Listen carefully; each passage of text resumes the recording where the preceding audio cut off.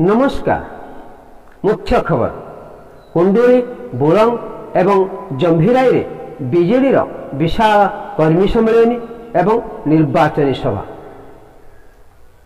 गत 17/5 रे बस्ता निर्वाचन मंडली बीजेडी विधायक प्रार्थी श्रीमती सुभाषिनी जेना तूफानी गस्त करी 3टी पंचायत रे कर्मी सम्मेलन और निर्वाचन सभा एवं रोड शो रे जोग देई आसंता 1 तारिख रे समस्त भोटर मानू भोट केन्द्र को जाई 2टी शंख चिन्ह रे 2 थर भोट देवाकू भोटर मानू निवेदन करथिले। दर्शक बंधु आपण माने देखुछंती कुंडली ग्राम पंचायत रे निमपदा ठारे शताधिक कर्मी को नहीं एक निर्वाचन सभार उत्सव।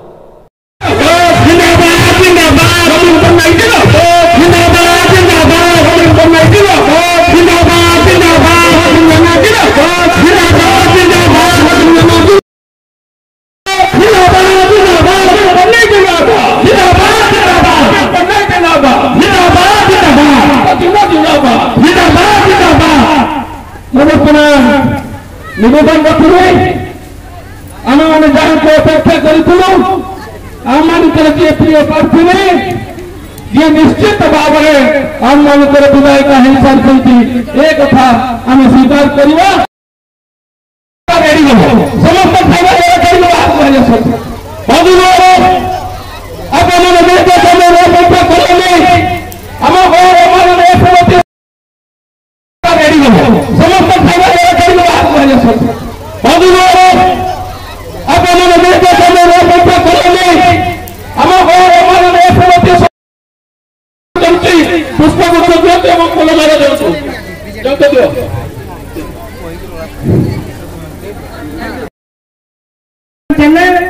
अंचलवासी आशीर्वाद थे नुहे तीन थर विधायक होते आपण मैंने आशीर्वाद करते आपण सेवा करने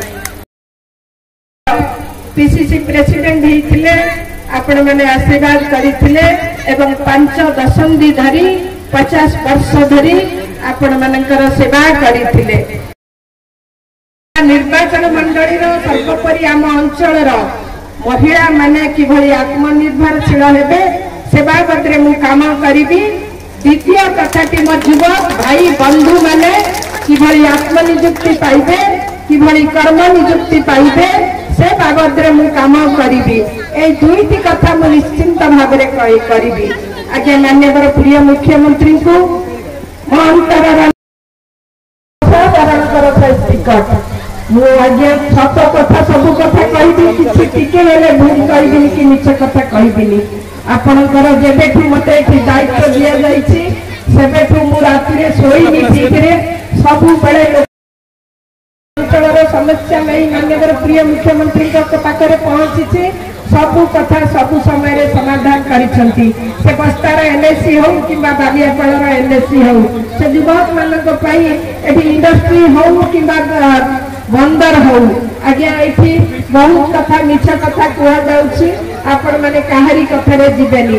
गोटे कथा निश्चिंत भाव में कहबी ये सुबंदर एक पोर्ट है जमी समग्र ओडिशा को दिग्दर्शन दे थाई पारादीप पोर्ट बा पारादीप बंदर समग्र ओडिशार आर्थिक मानदंड सुदृढ़ करी बंदर हेले काम चली अंचल असंख्य युवक युवती मैंने निजुक्ति पाइबे।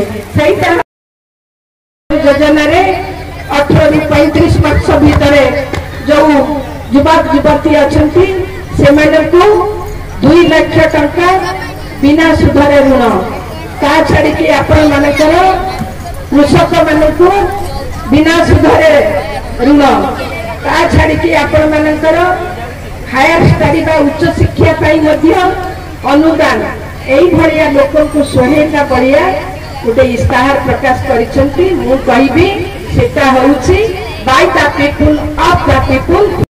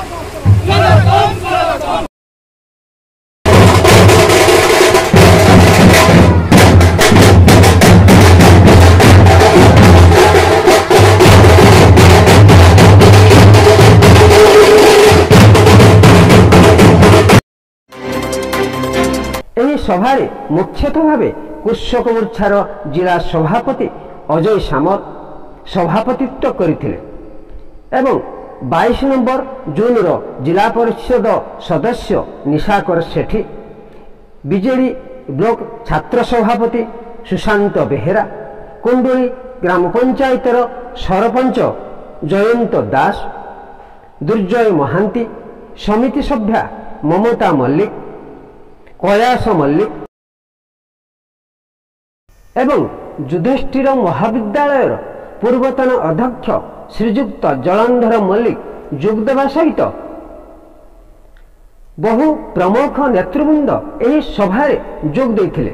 କୁଣ୍ଡୁଳି ଗ୍ରାମ ପଞ୍ଚାୟତ ନିମପଦାରୁ ମୁଁ ରୋହିତ କୁମାର, KM ନ୍ୟୁଜ୍ ସ୍ୱାଭିମାନ।